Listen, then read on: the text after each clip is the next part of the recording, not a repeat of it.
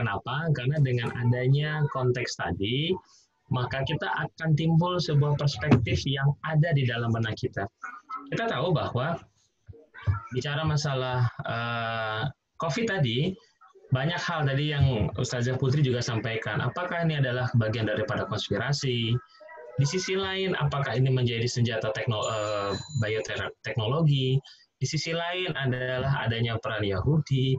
Tapi di sisi lain ini adalah bicara masalah grand design yang memang sudah dikelola cukup lama dan banyak aspek. Nah, apa hubungannya dengan konteks kita hari ini, pembicaraan kita hari ini terkait dengan public speaking tentunya. Nah, kita akan berbicara dari aspek yang sangat sederhana sekali adalah ketika kita berbicara masalah poin ini. Ini sangat menarik sekali, ya. Dan saya pikir teman-teman pasti sudah hafal betul hadis yang kemudian disampaikan oleh sebentar.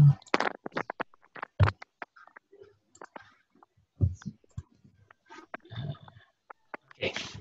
Dari Abu Hurairah radhiyallahu anhu, ia berkata bahwa Nabi Muhammad SAW bersabda, Allah berfirman, aku sesuai persangkaan hambaku, aku bersamanya ketika ia mengingatku, jika ia mengingatku saat bersendirian, aku akan mengingatnya dalam diriku, bla bla bla, dan seterusnya, muttafaqun alaih. Hadis riwayat Bukhari 6970 dan Muslim 2675. Nah, apa yang kemudian bisa kita pelajari dari konteks COVID ini? Dan apa hubungannya dengan tentunya dunia public speaking?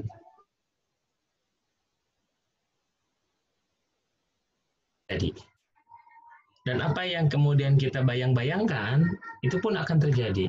Dan ini adalah hukum alam. Ketika kita berpikir akan suatu hal bahwa naik ke atas panggung adalah rasanya nggak nikmat, kemudian kita ngomong seperti ini juga nggak nikmat, maka hampir 80% sel dalam pikiran kita itu akan mengatakan nggak enak. Sederhananya seperti ini, ketika belum ada peristiwa COVID-19, sebelum ada peristiwa Corona seperti ini, apakah kita berkomunikasi menggunakan Zoom seperti ini? Dengan layar yang banyak, dengan orang yang banyak? Maka kalau boleh disurvei, hampir 90% orang nggak ada yang pernah pakai Zoom ini. Tidak ada yang pernah pakai. Kenapa? Karena buat apa? Karena lebih baik langsung telepon, ketemu orangnya, selesai. Dan ketika awal-awal wabah ini mulai berjalan, kemudian ada sebagian orang yang kemudian sudah menggunakan aplikasi ini, apa yang kita lakukan? Kita terjun, kemudian kita install di handphone kita install di laptop kita, kemudian kita lakukan pertama dan kedua dan ketiga. Tadinya nggak nyaman, tapi lama-kelamaan ini menjadi sebuah kebutuhan. Bahkan hampir di semua perkantoran Jakarta menggunakan istilah work from home untuk melakukan aktivitas kesehariannya. Jadi awalnya tidak nyaman, kemudian lama-lama menjadi nyaman. Artinya ketika ada hubungan korelasi tentang berbicara di depan umum, saya tidak nyaman untuk berbicara di depan umum, tapi kemudian kita lewati proses by prosesnya, maka kita akan bisa. Awalnya kita gagap untuk ngomong di depan seperti ini. Kenapa? Karena orangnya nggak kelihatan secara langsung, visual semua kan gitu. Ada yang pakai sarung kan gitu ya. Ada yang minum kopi, ada yang udah mandi, ada yang belum, ada yang mungkin gendong anaknya, atau mungkin sambil makan kan gitu. Ini kan yang baru kelihatan cuma Ustadz, Mas Angga, dan beberapa teman-teman, tapi sebagian teman-teman videonya dihilangkan. Nanti tidak jadi masalah. Tetapi dalam konteks public speaking hari ini, izin saya berbagi sama teman-teman bahwa ketika apa yang kita pikirkan, lantas kemudian itu terjadi, begitu pula lah ketika kita berbicara apa yang kita pikirkan tentang Allah, maka Allah sesuai dengan prasangka kita.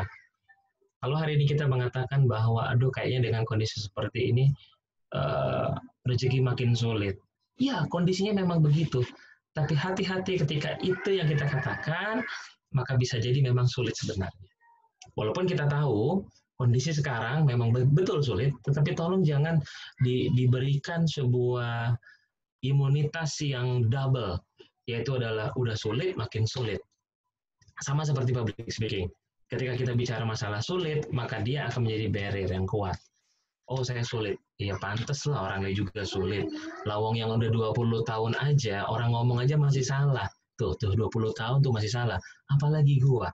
Nah, ini sesuai dengan apa yang kemudian menjadi bagian dari prasangka. Ini kalau definisinya adalah kita tarik kepada ilmu agama.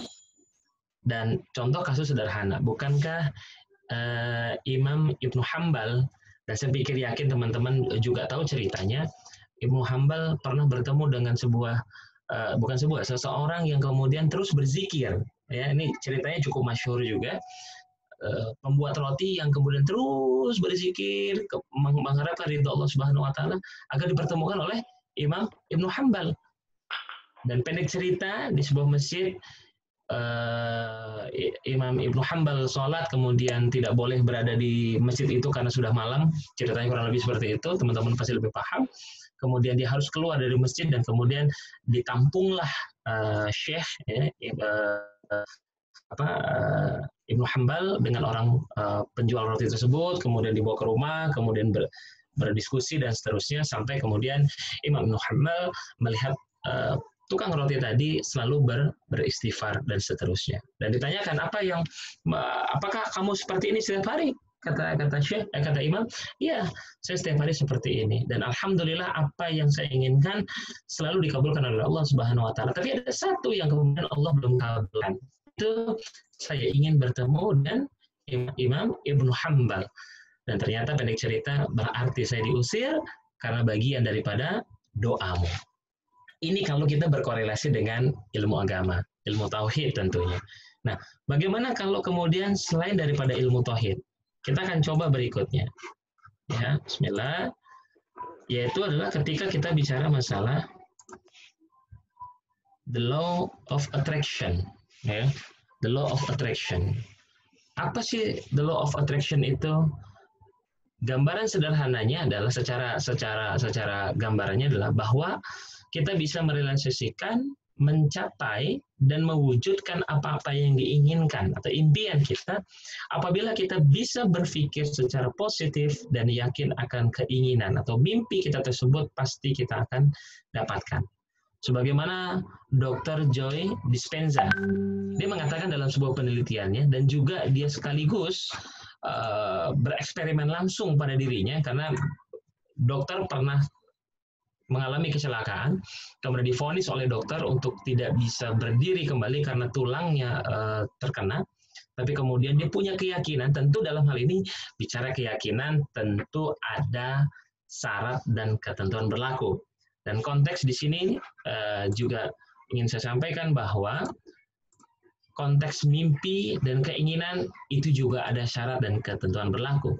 Tapi kita korelasikan ke bawah adalah setiap kali kita belajar atau mengalami sesuatu yang baru, maka ratusan juta syaraf merespon secara otomatis. Nah, ini menjadi poin ketika kita tadi melihat pertama, kemudian kita turun lagi bicara masalah Allah itu sesuai dengan prasangka hambanya. Kemudian secara duniawi ilmuannya adalah ada yang namanya the law of attraction. Apa yang kita pikirkan maka apa akan terjadi. Nah, kembali kepada konteks tadi, bicara masalah public speaking, bicara masalah mempesona, kalimat mempesona dalam dunia online adalah bagaimana kita meyakini bahwa saya dan kita semua harus pertama adalah mempunyai prasangka baik dulu. Kepada siapa? Kepada audiens yang mau kita lihat.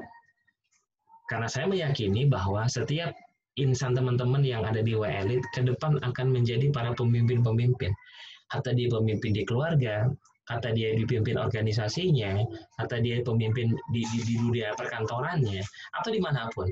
Intinya adalah jadi pemimpin. Dan suatu saat, suka tidak suka, akan masuk dalam dunia seperti ini.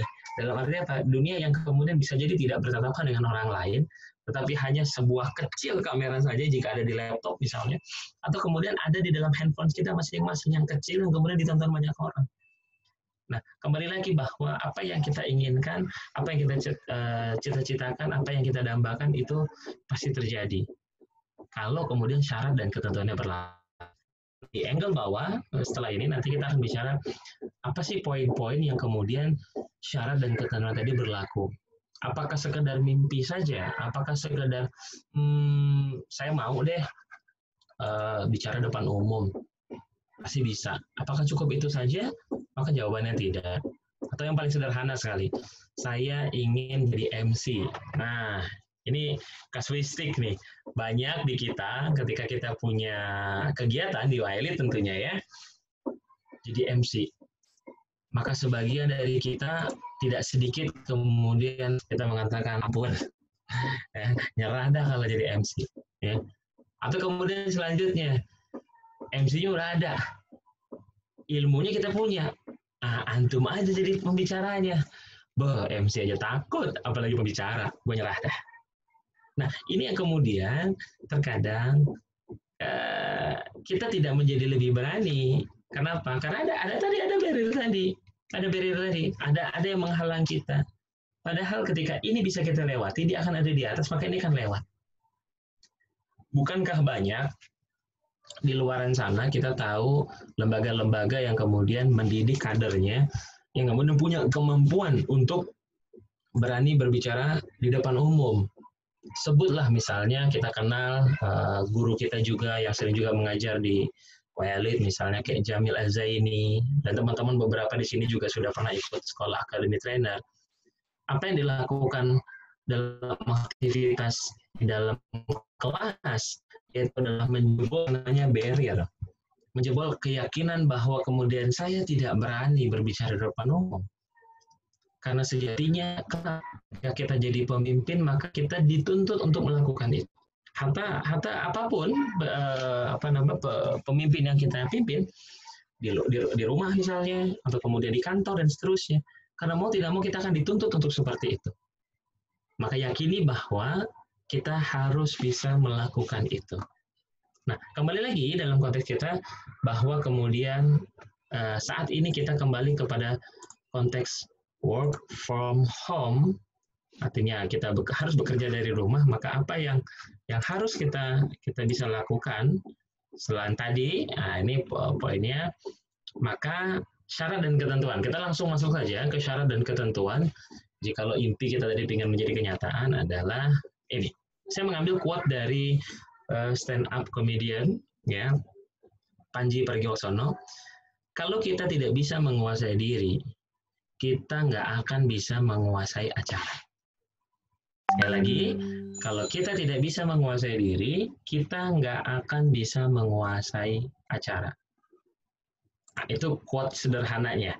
Nah, ada nggak di sini teman-teman yang bisa mengambil petikan kecil dari sebuah quote tadi? Ya, saya ulang ya di sini ya. Saya juga nyontek juga nih ya materinya ya di sini ya. Kalau kita tidak bisa menguasai diri, kita nggak akan bisa menguasai acara. Ada yang punya pendapat nggak? 2 orang aja. Yang dimaksud dengan menguasai diri apa kira-kira? Jadi kita nggak beres terus kemudian aja, tapi kita sambil mengalir aja. Mas Andri boleh dibuka 2 orang apa sih yang dimaksud dengan menguasai diri menurut teman-teman? Tafadhol Mas Andri. Oke teman-teman, silakan 2 orang, 1 ikhwan 1 akhwat ya. Boleh. Oke, silakan. Raise your hand. Angkat tangannya yang mau merespon dari Mas Heli tadi. Sambil saya kasih slide-nya ya biar teman-teman. Oke.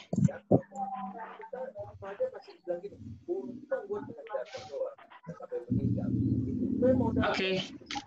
Boleh kasih pendapat. Oke, siapa teman-teman? Menguasai diri, makna menguasai diri. Yang boleh berbagi, ada yang bisa berbagi? Tidak ada kalimat salah. Silakan yang mau sharing siapa ini? Ini Samina Motona semua. Mbak Salma, iya Mbak Salma Rama. Ya, boleh, Mbak. Silakan. Boleh, silakan. Menurut saya sih leader di sini Masya Allah ya agak segan gitu kalau bicara di sini. Tapi menurut saya sendiri, Masya Allah. penguasaan diri ya sebagai saya komunikasi ya. Sama dengan Ustazah Putri, mana Ustazah Putri yang lagi di jonggol. Ya, jadi menurut saya penguasaan diri dalam sebuah acara itu adalah ketika kita mampu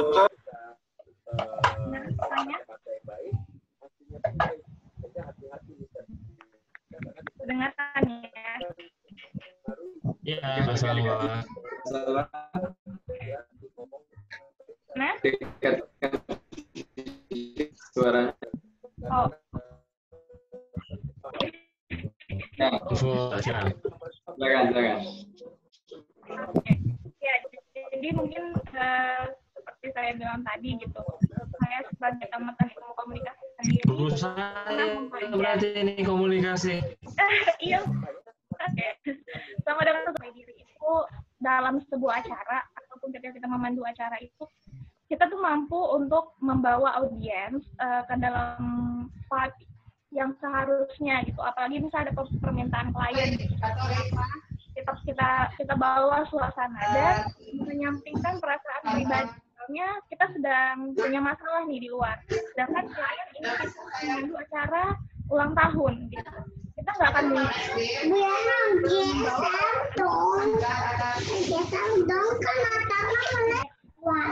akhirnya kita tidak maksimal dalam itu tadi sebagai MC ataupun sebagai acara atau sebagai public speaker penting ketika kita punya mental untuk menyampingkan hal-hal pribadi samping dengan keprofesionalitasan kerja seperti itu sih Ustaz. Mungkin yang lain bisa menambah. Oke, good. Assalamualaikum. Assalamualaikum warahmatullahi wabarakatuh. Ya, kayaknya sering MC ya. Berarti bisa jadi next host ini sepertinya Mas Erli. Next host ini. Berarti kita udah punya ini ya, udah punya calon ya. Alhamdulillah. Jadi menjaring nih ya. Alhamdulillah. Tolong dicatat Unilinda ya. Ini bisa dicatat, ini salah satu calon kita nih. Alhamdulillah. Oke, satu lagi teman-teman ada dari Iwan. Assalamualaikum. Waalaikumsalam. Siapa nih? Siapa? Saya pemain lama. Oh, Mbak Indri. Pemain. Oh ya, Masya Allah. Alhamdulillah. Baru selesai ngajar. Maaf malah. Guruku, Alana Sahlan. Tafadhol, Mbak Indri. Sok, atuh dilanjut. Pengen dengerin. Oh, ikut ini public speaking sama Oh, Masya Allah. Malu kalau ada guru. Masya Allah. Oke. Tadi yang dikatakan Mbak Salwa ya, bicara masalah menguasai diri artinya kita bisa melakukan sesuai dengan keinginan orang yang meminta kita. Kita bisa memandukan acara sesuai dengan acara tersebut, ya. Nggak ada yang salah, good, bagus, ya. Tapi entry point yang sebetulnya ingin kita sampaikan adalah menguasai diri itu lebih kepada bagaimana law of attraction tadi ada dalam diri kita. Jadi kalau kita nggak bisa menerima bahwa kemudian yes, gue sekarang lagi jadi MC, ya, cukup banyak orang ketika berbicara di depan umum, tetapi kemudian sebetulnya dirinya tidak ada di situ. Dalam konteks dia berpikir bahwa apa yang harus gue lakukan ya, kemudian apa yang next gue harus ngomong nih, ya. Jadi tidak sedikit orang ketika berbicara di depan umum, dia masih merasa bukan di situ seharusnya dia. Gambaran sederhananya adalah dia masih cukup gagap untuk berbicara. Ya. Nah, konteks menguasai diri adalah dia harus menerima dong bahwa kemudian saya ada di situ. Ini kata penting. Kunci penting sekali. Apapun profesi kita ketika kita mau melakukan aktivitas public speaking, hatta kita ustadz, hatta kita menjadi seorang leader di kantor, hatta kita menjadi moderator, jadi narasumber, jadi MC dari apapun, tentu dalam hal bicara tidak segampang yang dibicarakan, tapi memang butuh waktu. Tetapi menguasai diri itu menjadi lebih penting. Karena kalau kita tidak bisa menguasai diri, kita tidak akan bisa menguasai acaranya. Bagaimana acaranya bisa jalan kalau diri kita nggak bisa kita kuasain? Ini kata kuncinya. Jadi bagi teman-teman yang mau punya profesi, ya, menjadi seorang, tadi kata Mbak Salwa adalah menjadi seorang MC, menjadi seorang moderator, menjadi seorang narasumber, menjadi seorang guru. Nah, ini penting juga guru, ya, apalagi sekarang guru dituntut untuk online seperti ini. Anda bayangkan infonya sampai tanggal 20 April di Jakarta, ya, akan work from home khususnya anak sekolahan. Jadi guru ini juga nggak bisa menguasai diri, tapi dia harus bisa menguasai diri dan lain-lain. Maka dia harus bisa menerima bahwa saatnya dia berbicara. Dia harus bisa menerima bahwa ya, saya harus ngomong di depan banyak orang. Kalau enggak, gimana mau acaranya berhasil? Teknisnya nanti di bawah kita akan bicara seperti itu, ya, teknisnya, ya. Nah, kemudian yang kedua, kembali saya sharing lagi kepada teman-teman semuanya. Ketika kita bicara masalah poin yang berikutnya adalah kendala utama public speaking lebih kepada kendala psikologis daripada kendala teknis. Ini sangat berkorelasi banget dengan ini. Mengunci diri sendiri. Ya. Kendalanya adalah psikologis. Nah, kembali saya ingin banyak diskusi sama teman-teman karena saya tidak bermaksud menggurui. Satu orang boleh share apa kendala yang paling menakutkan, baik itu dulu kalau sekarang sudah pernah berani, atau mungkin sampai detik ini kendala yang paling menakutkan ketika harus ngomong depan orang, atau ngomong naik ke panggung, atau ngomong seperti ini. Karena ada leveling orang yang jangankan depan panggung yang ada orangnya, yang begini aja itu juga masih merasa kayaknya aku nggak pantas, kayaknya aku nggak bisa, nggak gua banget. Hati-hati teman-teman. Ke materi yang paling atas tadi, bicara masalah satu, Allah sesuai dengan prasangka hamba. Law of attraction, apa yang kita pikirkan akan terjadi. Oke, satu orang mungkin Mas Andre, kita buka lagi sesi terkait dengan kendala apa yang sampai detik ini, atau dulu mungkin, ya, yang kemudian membuat, aduh kayaknya gue nggak deh ngomong depan panggung. Satu orang Mas Andre mungkin bisa dikasih teman-teman. Oke. Ya, Mas Herli. Oke, teman-teman ada yang mau sharing kendala yang dialami terkait dengan public speaking ketika teman-teman berbicara di depan umum, ya, bisa online, bisa offline, gitu ya? Ya, apapun ada. Oke, teman-teman yang merasa mungkin ini jadi satu, menurut saya ini masih challenging, gitu ya, untuk saya lakukan terkait dengan berbicara di depan umum, gitu. Oke, ada yang mau share? Silakan. Ada? Ayo silakan, leaders. Mumpung kita bisa komunikasi langsung nih, siapa tahu bisa disembuhkan oleh Mas Herli. Ustaz. Padahal siapa? Silakan, Satira. Siapa ada? Siapa nih, Satira? Siapa nih? Coach, izin bicara lagi nih, Coach. Oke, boleh. Tafadhol. Soalnya soal problem nih atau kendala ketika kita sedang berbicara di depan audiens gitu ya. Ini sifatnya lebih personal sih kayaknya, Coach, ya. Lebih personal. Ini dalam konteks kita sebagai orang Kalimantan secara khusus ya. Ada kayak semacam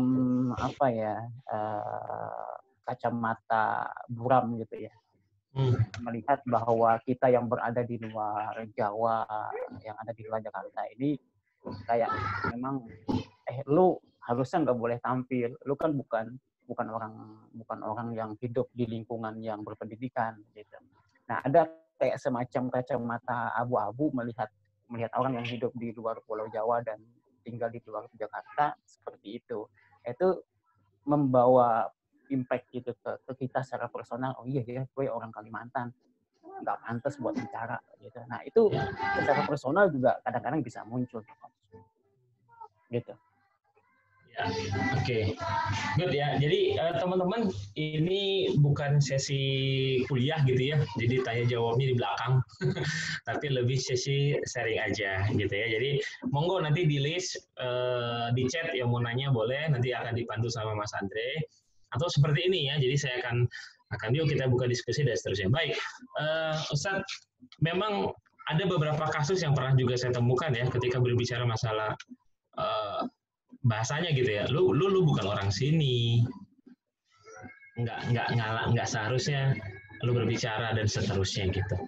Nah, sederhananya begini, ketika seorang menteri misalnya, ketika seorang menteri hadir dalam sebuah acara, ya, kemudian banyak orang yang menanti-nanti ini menteri, kemudian menteri itu berbicara tentang satu hal yang kemudian itu menjadi sebuah keputusan yang ditunggu-tunggu oleh banyak orang tadi. Yang kedua, ketika seorang public speaker, katakanlah Jamil Azaini atau katakanlah Ustadz Bahtiar Nasir, misalnya gitu ya, sebagai guru kita, dengan situasi yang sama, ditunggu banyak orang, kemudian orang ini ingin mendengarkan apa yang disampaikan oleh Ustadz Bahtiar Nasir, ataupun kemudian dengan kayak Jamil misalnya seperti itu. Pertanyaannya ya adalah, sebetulnya yang ditunggu sama orang itu orangnya atau ilmunya atau jabatannya. Tadi kita ada tiga ya, ada seorang menteri misalnya, ya, ada seorang public speaker, ada ulama. Nah, orang berkumpul di suatu tempat menunggu tiga orang ini, apa yang ditunggu? Apakah jabatannya, apakah orangnya, atau kemudian ilmunya? Lebih dominan ilmunya kayaknya. Lebih dominan ilmunya ya, sepakat kita ya, lebih dominan ilmunya. Artinya, orang bisa dipersilakan maju, orang bisa ditunggu-tunggu, itu menjadi seseorang yang capable, bahasa kita adalah orang capable, ditunggu-tunggu orang adalah keilmuannya. Ketika keilmuannya nyangkut kepada orangnya, maka kita langsung secara otomatis, kalau bicara tadabur, padahal orang yang mentadaburi ayat Quran bukan cuma UBN. Banyak orang yang mentadaburi, tetapi keilmuan itu sudah melekat kepada orangnya, sehingga ketika berbicara masalah UBN ini pasti tadabur. Ketika berbicara masalah speak to change, Jamil Azaini. Ketika bicara masalah firewalk, Tung Desem Waringin, misalnya seperti itu. Ketika misalnya bicara tentang Elit, berarti Mas Aryo misalnya, atau ketika bicara masalah, ini Palu Gada nih, misalnya Linda tuh, dia kan terkenal Palu Gada dia kan, atau misalnya bicara masalah dai muda, langsung tertuju kepada itu Aisyah, Bunda Aisyah Al-Autor misalnya. Ketika bicara masalah kader elit yang ada di luar negeri, Mas Angga misalnya, artinya secara keilmuan dia melengket kepada orangnya. Nah, kembali ke diskusi tadi bahwa bagaimana kemudian kacamata itu bisa kita tepis. Maka selain daripada orang tentunya, maka keilmuan harus melekat kepada orangnya. Maka kita akan ditunggu-tunggu. Yang celakanya adalah, mohon maaf, ketika kita ditunggu-tunggu karena jabatan. Ini celaka. Kenapa? Artinya orang menunggu dikarenakan takut posisi. Contoh, kita meeting, kita nggak jadi meeting atau belum meeting karena belum ada direkturnya, belum ada presidennya, ya, belum ada branch manajernya, belum ada pimpinan kita, dan belum meetingnya karena apa? Karena jabatan. Orang menunggu-nunggu karena jabatannya.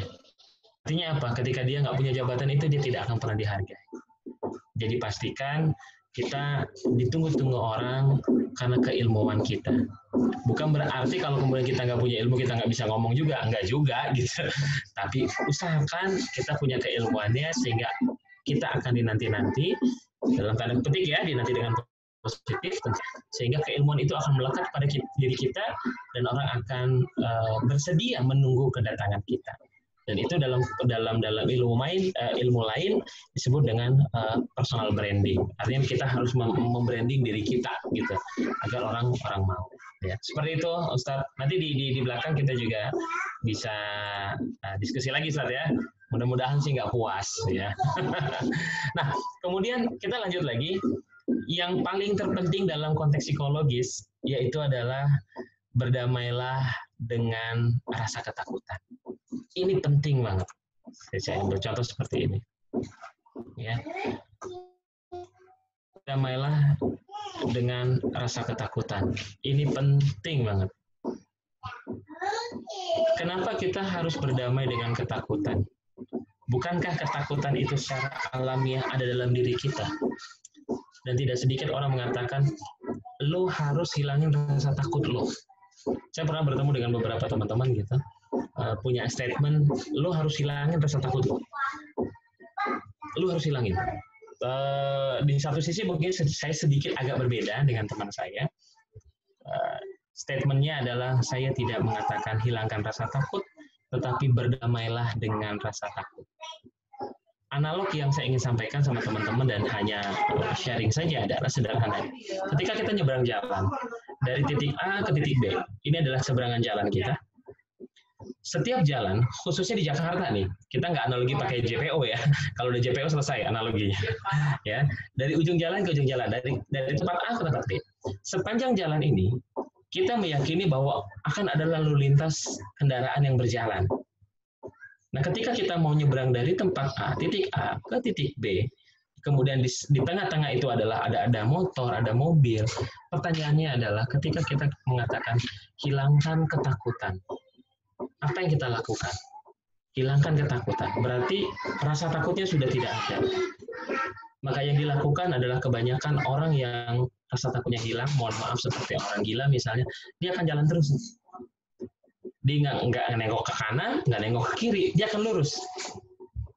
Bahasa sederhananya, bahasa Argentinanya sabodo teuing gitu ya, Mas Angga ya. Sabodo teuing. Pokoknya gue maju aja. Kenapa? Gue udah nggak takut. Mau ada kontainer, mau ada motor, mau ada sedan, mau harganya murah, mau harganya murah, gue lari ke depan, gue jalan ke depan, gue nggak ada rasa takut. Tapi pertanyaannya adalah apa yang terjadi dengan resiko itu? Maka resiko yang pertama bisa jadi keserempet, resiko yang kedua terjadi tabrakan, dan resiko ketiga bisa jadi orang nyawanya hilang. Tapi kita balik sedikit dengan analogi sederhana. Dengan logika kita menyeberang, kita tidak hilangkan rasa takut, tetapi kita berdamai dengan ketakutan. Bahwa yes, saya harus menyeberang, tetapi kemudian saya harus berhati-hati karena ada motor, ada mobil. Maka itu yang kita lakukan kebanyakan kita, yaitu adalah kita menengok ke kanan dan menengok ke kiri. Tetapi juga kita akan tetap maju perlahan-perlahan. Ini analogika yang saya ingin sampaikan pada teman-teman semuanya, tidak bermaksud menggurui, adalah berdamailah dengan rasa takut. Ketika kita diminta maju untuk berbicara depan umum, berdamailah dengan rasa takut. Bukan berarti yang sedang berbicara, kemudian besok diminta ngomong, kemudian langsung berani juga. Enggak juga. Sampai detik ini terkadang saya juga masih, ngomong di depan X, ngomong di depan Y, secara di depan itu adalah Bapak Fulan, jabatannya apa, posisinya apa. Saya sampai detik ini masih ada rasa seperti itu ketika diminta untuk membawakan sebuah acara. Baik itu jadi MC ataupun jadi narasumber suatu acara. Tetapi apa yang saya lakukan, saya bukan menghilangkan rasa takut saya, tetapi saya berdamai dengan rasa takut. Saya menerima kondisi ini bahwa kemudian, yes, ini yang harus saya lakukan. Apakah tidak ada terjadi kesalahan? Banyak, teman-teman. Banyak. Saya terkadang suka nyebutin nama orang kadang-kadang salah, ejaannya. Bisa jadi juga jabatannya salah. Kemudian juga suka ketuker, kadang-kadang ada namanya laki, orangnya perempuan. Orang yang perempuan namanya laki. Ini ada kejadian. Tapi kata kuncinya, kalau kita tidak pernah mau mencoba itu, kalau kita tidak pernah maju berdamai dengan rasa takut kita, maka kita akan dihinggapi rasa ketakutan. Apa yang saya alami bisa jadi rasa ketakutan teman-teman luar biasa. Lah kalau Herli aja salah, berarti saya bisa lebih salah. Ini yang salah. Tapi dibalik, kalau Herli aja salah, ya maka gue juga bisa salah. Dan terima kesalahan itu menjadi pelajaran yang berharga. Jadi jangan pernah berharap bahwa kemudian tidak pasti salah. Enggak. Saya pernah juga belajar dengan beberapa teman-teman yang luar biasa, guru-guru saya, dan sampai hari ini ternyata pengalamannya sama. Berbicara di depan umum, berbicara seperti ini bisa jadi banyak kesalahan. Tetapi kalau kita tidak pernah coba, kita tidak akan pernah tahu di mana letak kemudian kita salah. Maka berdamailah dengan rasa takut. Di segmen ketiga kita akan lanjut, ya kita bicara masalah tenis di segmen ketiga agar kita lebih cepat, lebih banyak diskusinya teman-teman. Mas Herli, Mas Yes, Herli. boleh. Yes, boleh. Ada pertanyaan bagus nih Oh, Masya dari Allah. Mbak Inayati. Boleh. Bismillah, jazakallah sharing ilmunya. Allahu Akbar. Coach, Tafadhol apa? mohon infonya Coach, bagaimana solusinya jika over kepedean? Oh, Masya Allah. Masya Allah. Ini langsung jawab sekarang atau nanti? Sekarang aja ya mungkin ya? Sebelum masuk ke yang teknis, teman-teman kalau ada oke. pertanyaan, teman-teman ada pertanyaan lagi bisa lewat chat juga ya, silakan. Silakan Mas Herli. Barakallah. Ya, sepanjang umur hidup saya sih yang biasanya saya dengar adalah overheating. Kalau bawa mobil ya. Kalau over kepedean baru dengar ini. Tapi saya paham, intinya adalah bagaimana kalau kita punya rasa keyakinan yang boleh melebihi, punya keyakinan keberanian yang kemudian over banget. Sebetulnya ada dua efek, teman-teman.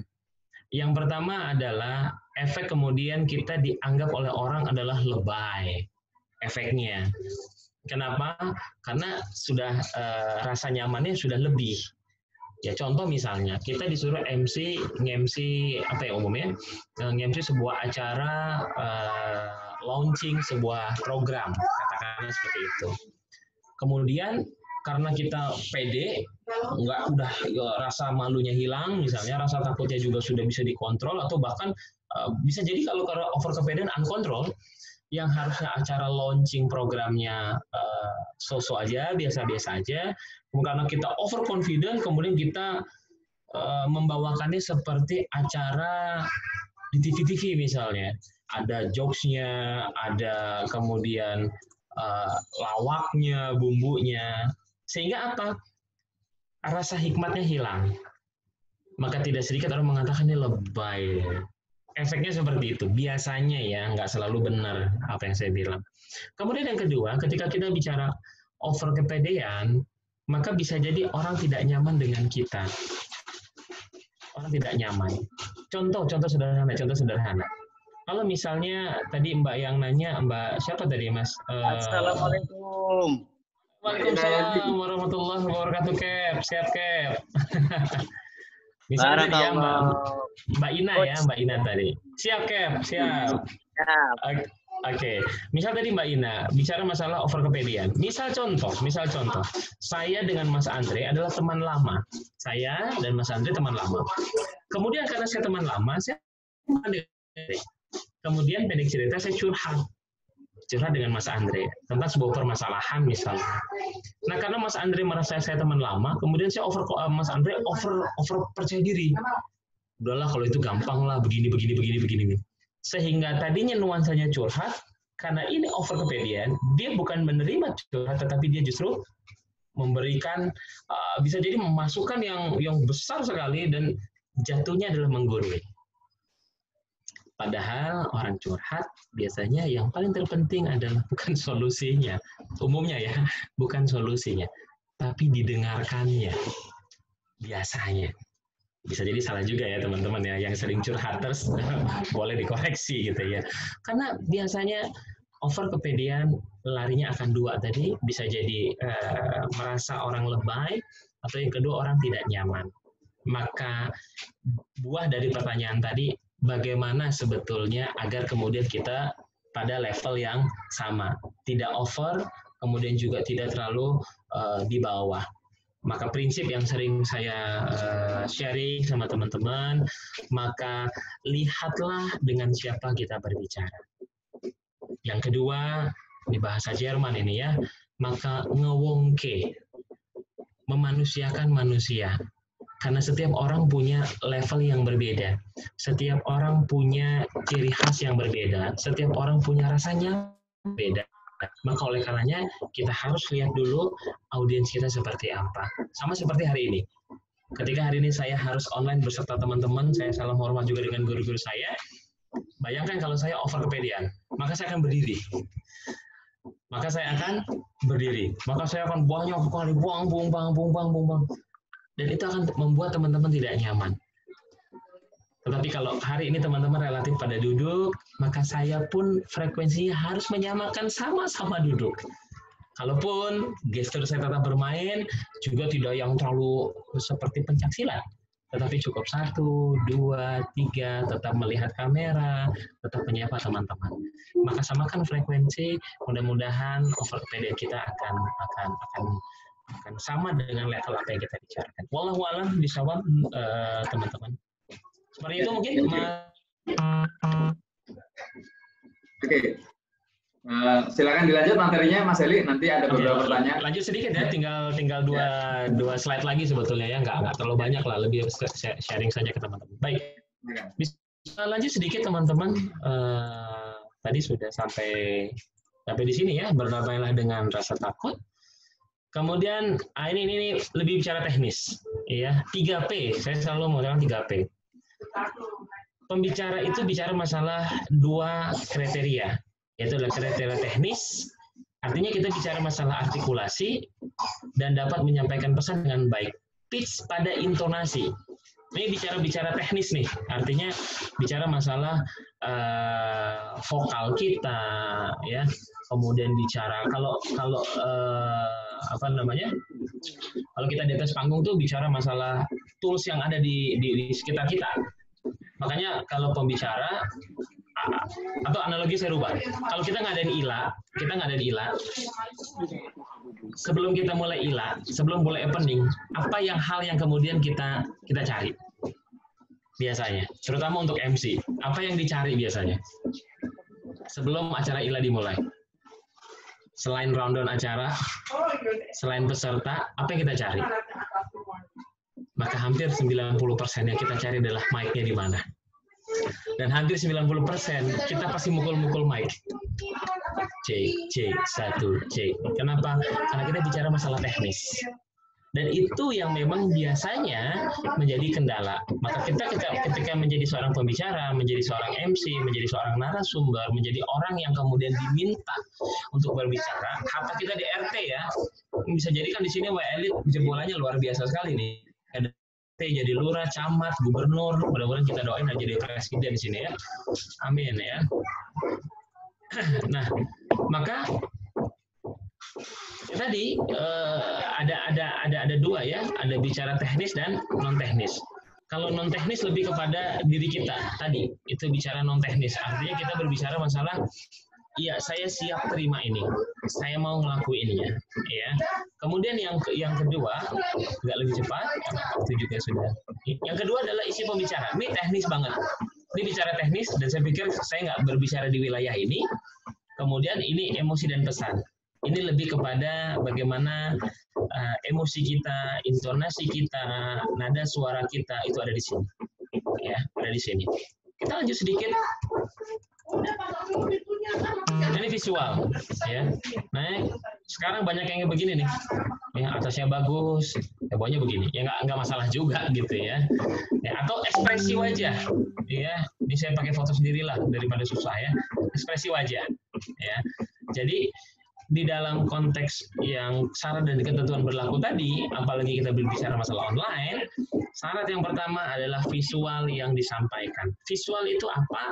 Itu adalah apa yang tercapture dalam diri saya.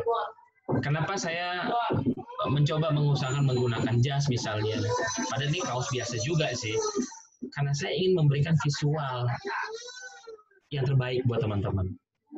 Saya ingin memberikan visual yang terbaik buat teman-teman. Kenapa kemudian saya harus setting tempat, tata cahaya? Mohon maaf, saya bantu dengan cahaya. Bisa saja seperti ini, dan hasilnya akan gelap.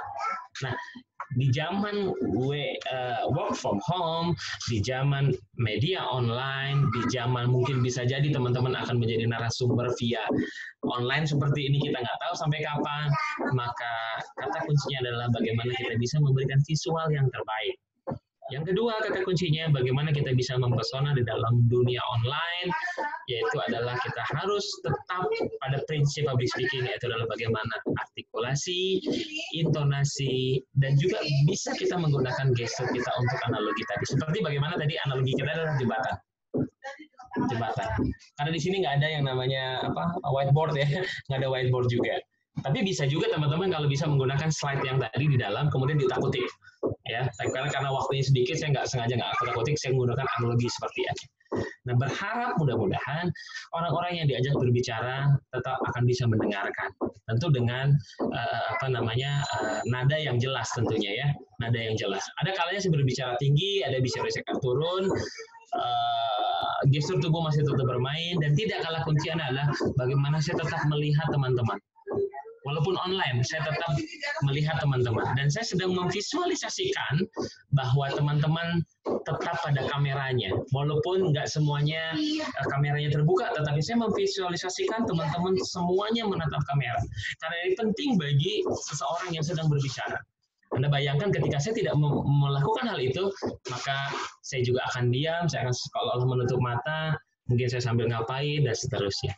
Karena apa yang saya lakukan adalah bagian daripada ikhtiar bagaimana saya bisa tanda kutip memberikan pesona terbaik untuk audiens yang ada. Itu Mas Andre, mungkin sedikit sharing ya, tidak bermaksud menggurui teman-teman. Tafadhol, kayaknya pas banget waktu 11:30 untuk masuk ke sesi tanya jawab. Tafadhol Mas Koro. Terima kasih jazakallah khair Mas Herli, Coach Herli untuk sharingnya ya. Oke, ini ada pertanyaan dari Mas Ibram. Ada pertanyaan dari Mas Ibram, Mas. Ya, siap. Di chat, Assalamualaikum warahmatullahi wabarakatuh. Gimana caranya untuk mengimprove saat kita menjadi MC, berbicara atau dan menyampaikan pemaparan? Jangan sampai terkesan agak gugup atau malah lebih parah, yaitu terkesan agak gagap dan jadi banyak omongan, gitu. Nah, itu gimana itu, Coach Herli? Baik. Jazakallah khair, Mas Ibram. Ya. Assalamualaikum, Mas Ibram. Dua kata yang kemudian mudah sepertinya, tapi kemudian butuh effort yang lebih dari kita. Yang pertama adalah jadilah pemain. Jadilah pemain dalam arti apa? Ceburkan diri kita ke apa yang tadi Mas Ibram sampaikan. Ya, kalau memang sudah diminta jadi MC, terusin tuh jadi MC. Terusin. Karena apa? Jam terbang tidak bisa membohongi hasil. Sama seperti misalnya kemudian kita dari SD, di SD kita terus dikasih matematika. Maka hampir sebagian besar otak kita akan terisi dengan angka. Dan biasanya kalau sering dilatih dengan angka, maka gedenya biasanya sedikit-sedikit angka. Ya, maka pemahamannya adalah angkers, katakanlah seperti itu misalnya gitu ya. Atau sebaliknya, ketika kita dilatih, dididik dengan kehidupan kita ala militer dari kecil misalnya, bangun langsung mandi, terus kemudian sering olahraga dan seterusnya, maka sebagian besar hasil didikan kita di kecil kita dulu, walaupun kita nggak jadi militer ya, tapi kita akan punya pola militer dalam hidup kita. Maksudnya apa? Kalau kita sudah masuk dalam dunia MC, dunia narasumber, atau dunia public speaking pada keseluruhannya, maka masuklah di situ dulu. Artinya apa? Jadilah pemain dulu.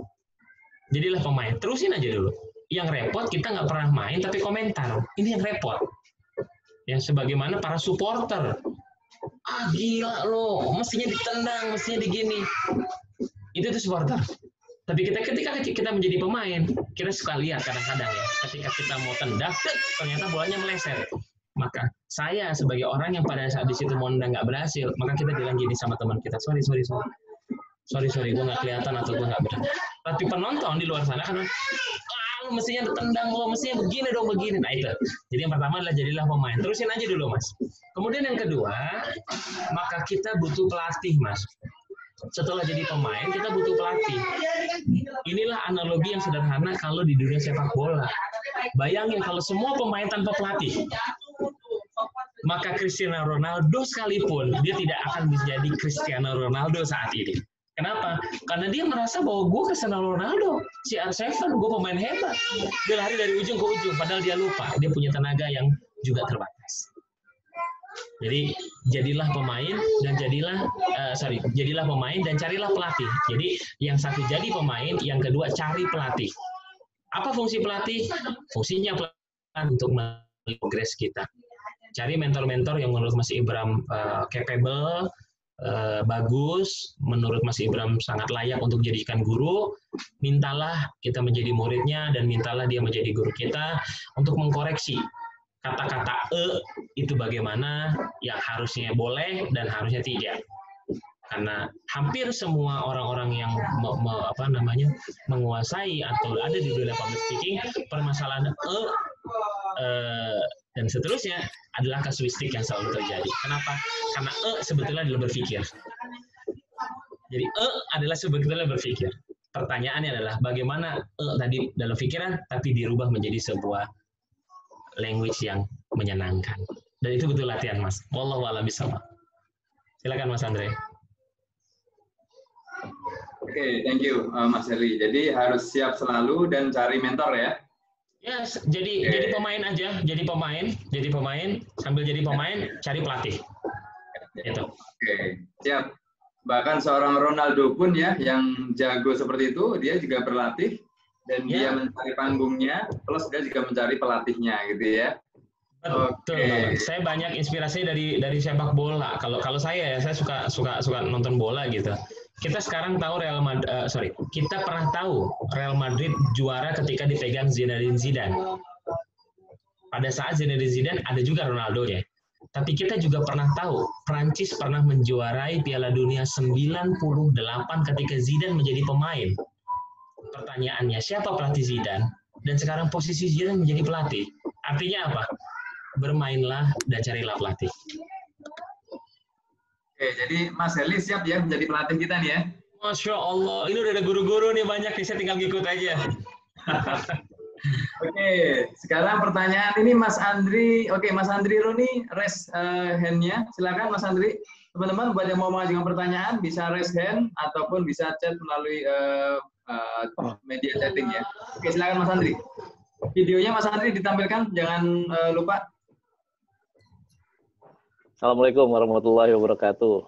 Waalaikumsalam warahmatullahi wabarakatuh. Ahlan wa sahlan Coach. Masalah ini gue malu nih sama guru gue nih. Assalamualaikum Coach. Assalamualaikum juga teman-teman semuanya. Masya Allah. Tafadhal. Ya. Saya mau berdiskusi dan bertanya kepada Coach Herli gitu kan. Menarik dengan statement yang terakhir itu cemplungin jadi pemain gitu kan. Nah, pertanyaannya, kalau berdasarkan pengalaman saya, ya, udah nyemplung nih Coach jadi pemain, ya kan? Tapi kenapa ya? Setiap kita harus mau public speaking atau berbicara itu, rasa malu itu masih tetap ada. Yes. Bahkan ya, ujung-ujungnya lama-kelamaan males juga gue ngomong di depan umum.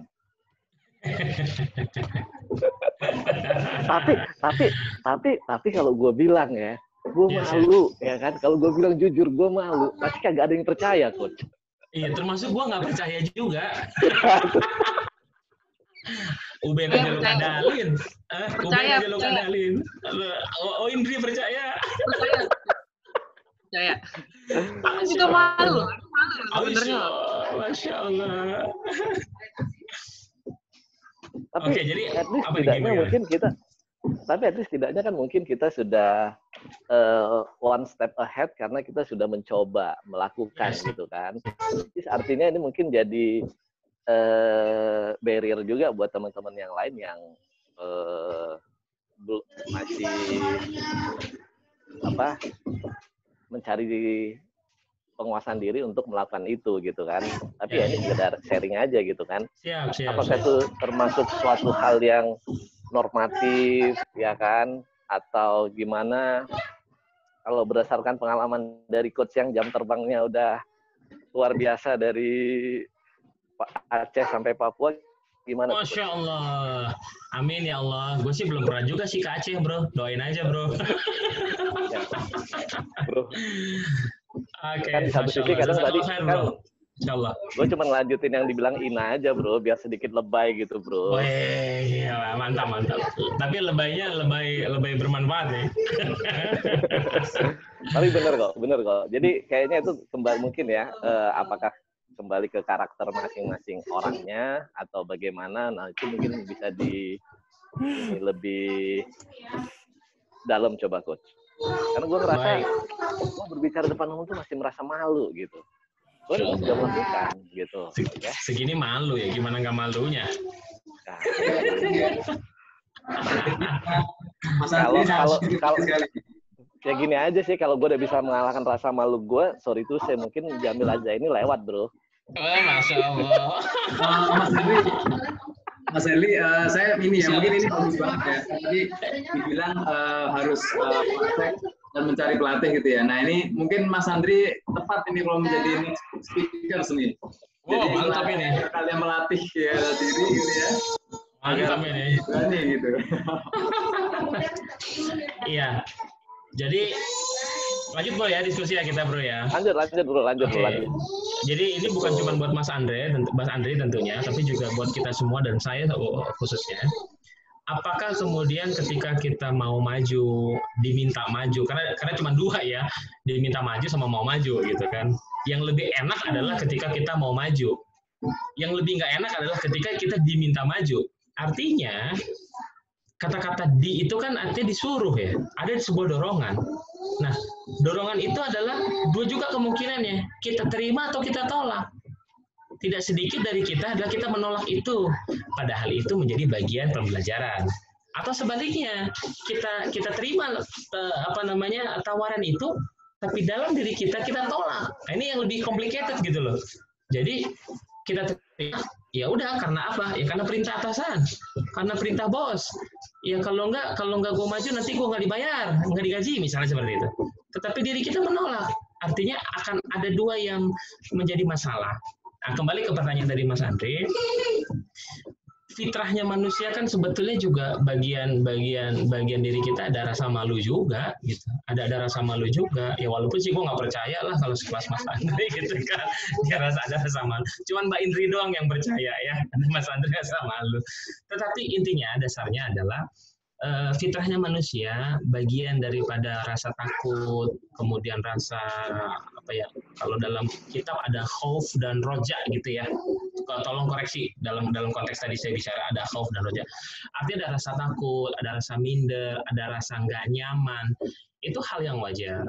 Karena hampir semua pembicara publik, baik itu secara nasional, secara non nasional gitu, atau termasuk gue yang juga masih dasar ini, masih ada rasa takut itu bro. Jadi masih ada rasa gemeter gitu kan. Misalnya contoh diminta sama siapa gitu kan, diminta sama Anies misalnya, atau diminta sama UBN misalnya. Ya alhamdulillah masih ada rasa aduh yang minta UBN lagi kan gitu kan, ternyata yang di depannya ternyata artis-artis misalnya. Iya ada rasa takut bro, ada rasa takut. Wah. Alhamdulillah, berarti suatu hal yang normal ya, berarti itu ya. Normal bingit. Artinya satu sisi lain berarti kita masih menjadi manusia normal. Ini kebalikan dari over kepedean tadi. Ketika masih ada rasa ya Allah ya Rob yang minta guru lagi, yang dihadapin ternyata misalnya audiensnya Anies, ya Allah ya Rob, audiensnya gubernur, salah ngucap mampus nih gitu ini. Ada kalimat-kalimat seperti itu gitu ya. Artinya kita masih dalam batas level yang normal. Kenapa? Artinya masih ada rasa takut dalam diri kita, ada rasa malu dalam diri kita. Yang repot adalah, bodo amat dah, mau yang ngomong siapa kek, depan gua siapa kek, cue card-nya nggak usah pakai cue card, ngomong ngalir apa adanya aja. Ini yang repot justru. Maka sebetulnya nikmati proses rasa malu tadi, rasa takut tadi, tetapi kemudian kita tetap masuk dalam poin-poin berikhtiar. Gimana caranya untuk tetap oke, bismillah, ya, oke, saya terima dulu. Maka tadi ada slide yang mengatakan berdamailah dengan rasa takut. Bukan menghilangkan rasa takut, tetapi berdamailah dengan rasa takut. Sehingga ketika kita sudah berdamai dengan rasa takut, insya Allah takutnya bukan hilang, tapi takutnya berubah menjadi spirit keberanian. Ini kata kunci yang penting saya ulang.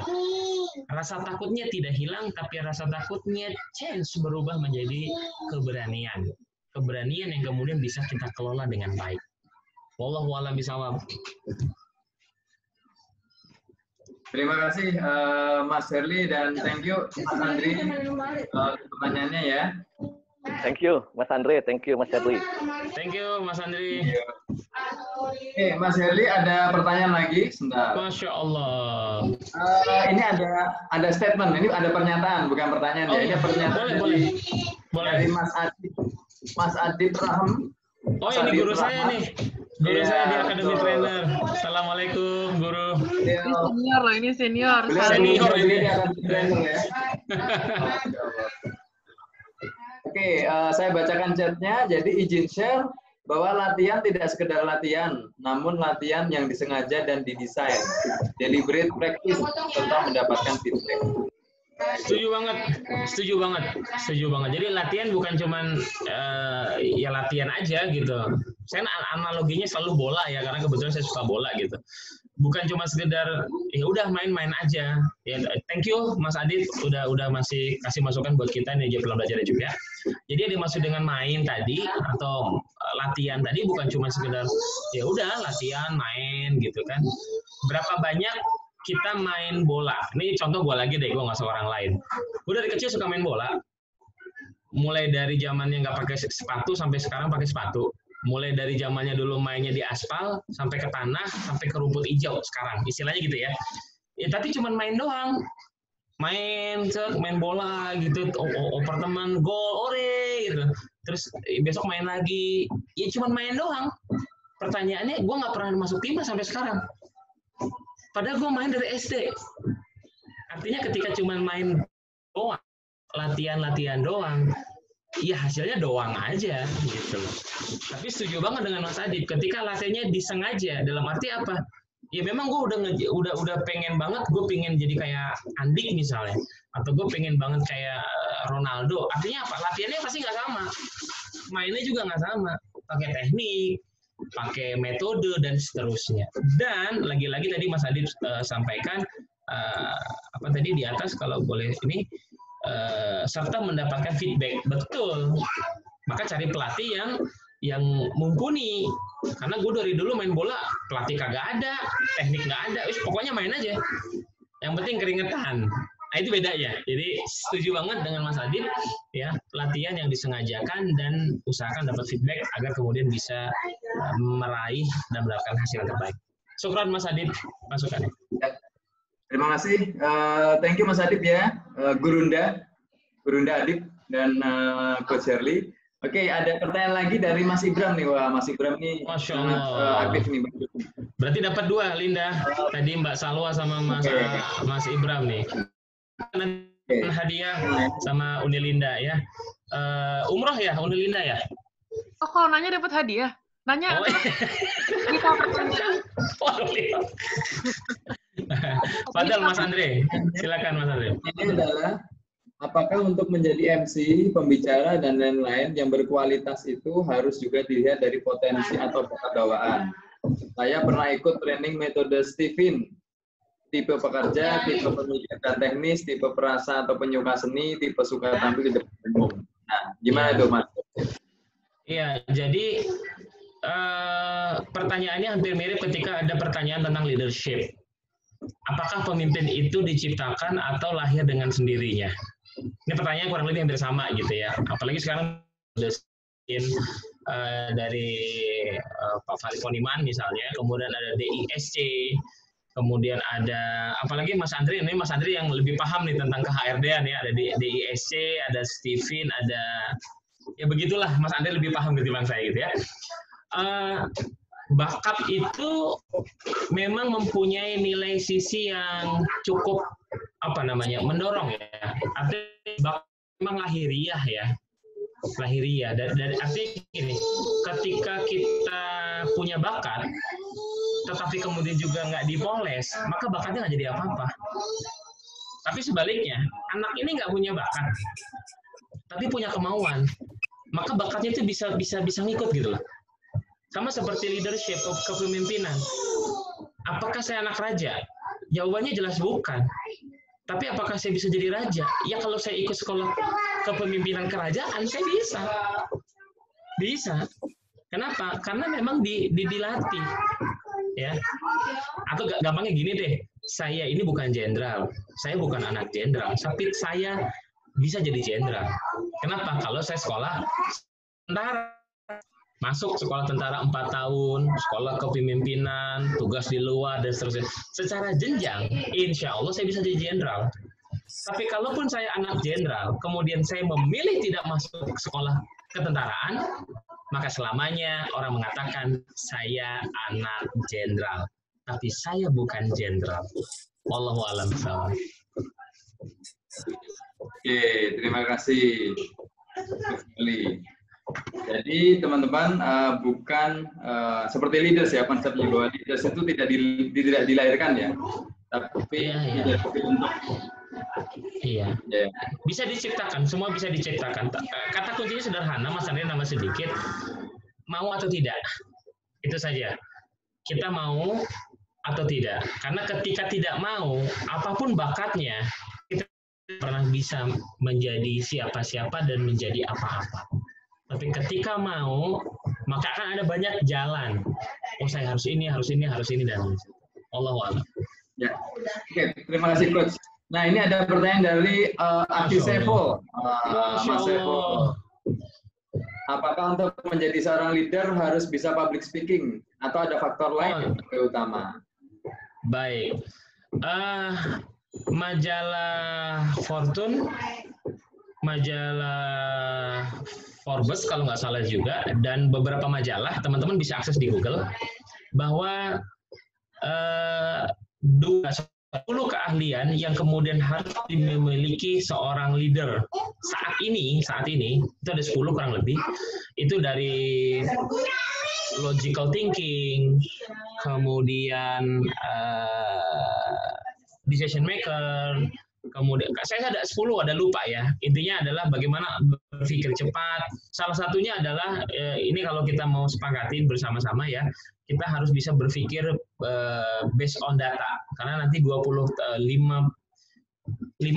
tahun ke depan pemimpin hebat adalah pemimpin yang memiliki banyak data.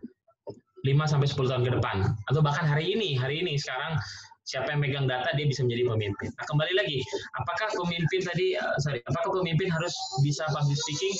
Masih 10 yang ada, silakan teman-teman lihat, saya lupa itu apa. Yang jelas harus logical thinking, decision making dan seterusnya. Semua pasti butuh komunikasi. Dari 10 yang ada, semua butuh komunikasi. Dan sejarah mencatat, setiap negara-negara besar, sejarah mencatat, setiap pemimpin-pemimpin besar, pasti dia memiliki kemampuan komunikasi yang baik. Dalam konteks apa? Menyampaikan ide dan gagasan, menyampaikan apa yang diinginkan, dan mendelivery apa yang harus dilakukan oleh orang lain. Kebayang, ketika kita jadi leader, kemudian mohon maaf misalnya gaya komunikasi kita kurang baik. Contoh, misalnya, Mas Andre, ini logika yang sering saya sampaikan kemanapun kalau ada kelas gitu ya. Mas Andre, saya mau keluar dulu, izin tolong rapikan meja saya. Dan ini kisah nyata yang sering saya bagikan. Nah ternyata, misalnya gitu ya, Mas Andre salah menerima persepsi bereskan atau bersihkan. Maka di meja saya ada laptop, ada kopi, ada pulpen, ada buku, dan seterusnya.